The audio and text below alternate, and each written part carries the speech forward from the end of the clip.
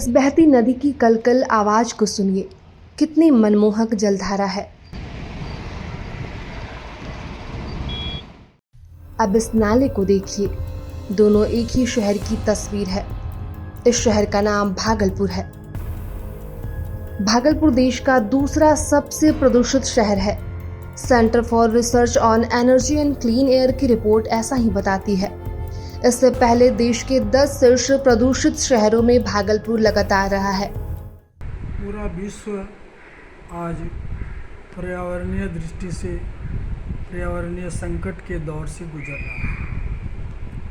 तो न तो उससे हमारा देश अछूता है, न ही हमारा प्रदेश अछूता है और न ही हमारा शहर अछूता है। इस सब पर वैश्विक जो तपन है उसका असर है। आज जो जलवायु परिवर्तन हो चुका है, यह प्रमाणित हो चुका है कि जलवायु परिवर्तित हो गई है और जलवायु की जो प्रकृति है वह पहले से बहुत ही संकटापन्न स्थिति में है।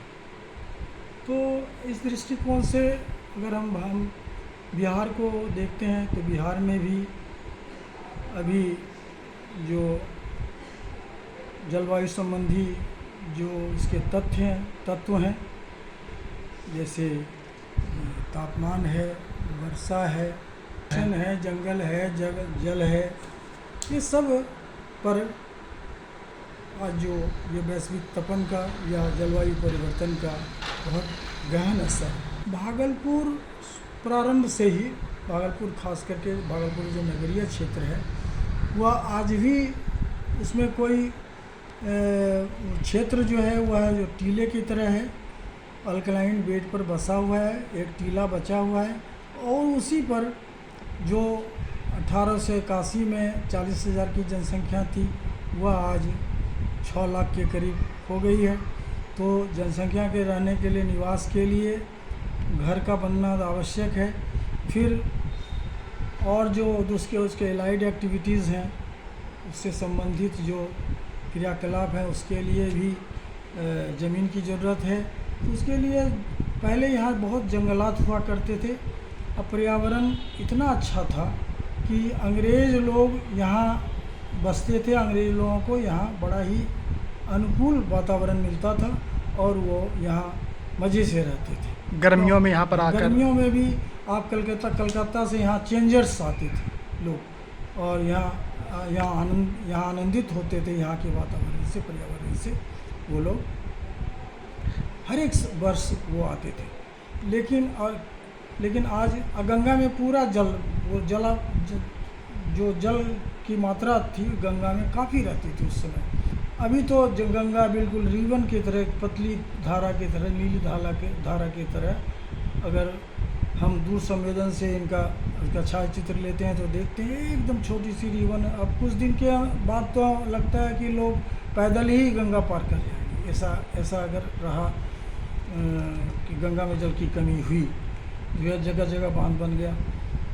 तो नदी का भी असर था शहर पर।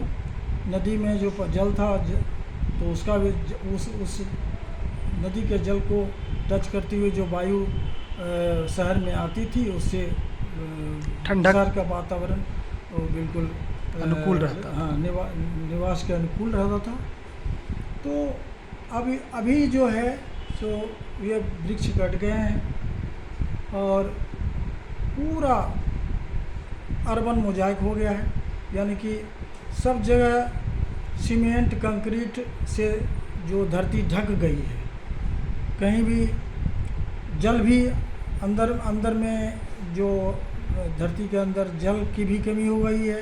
जल स्तर पूरा नीचे गिर जाता है गर्मी के दिनों में। तो यह भी एक असर है। ऊपर सूखी पपड़ी बच जाती है ये जो तो उसका भी यह असर है कि वो हम अधिक गर्मी, अधिक तपन महसूस करते हैं, अधिक उष्मा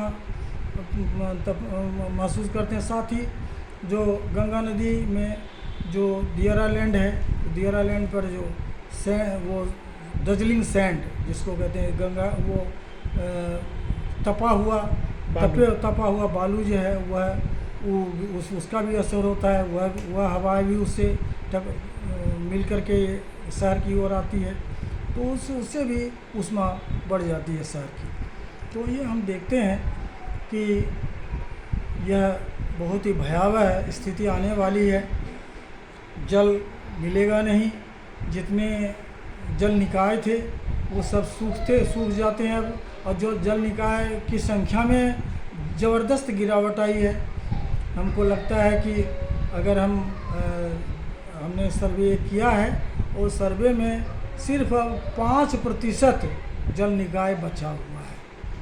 तो ये बहुत ही दुखद है और इसका एक ही इलाज है और एक ही भविष्य के लिए ये सबसे बड़ी चुनौती है, जिसका एकमात्र निदान है पर्यावरण जो प्रकृति प्रदत्त है का दोहन बंद करना, उसका दोहन बंद करना।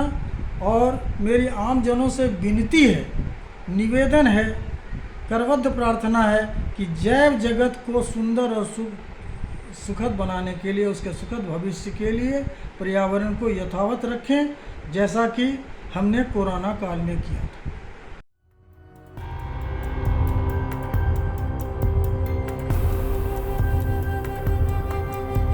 अंधाधुंध शहरीकरण से भी भागलपुर की जमीन बंजर होती जा रही है।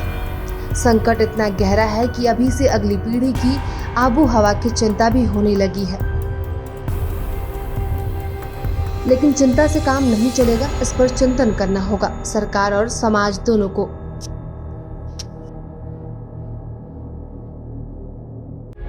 प्रभातखबर.com, विश्वास वही, रफ्तार नहीं।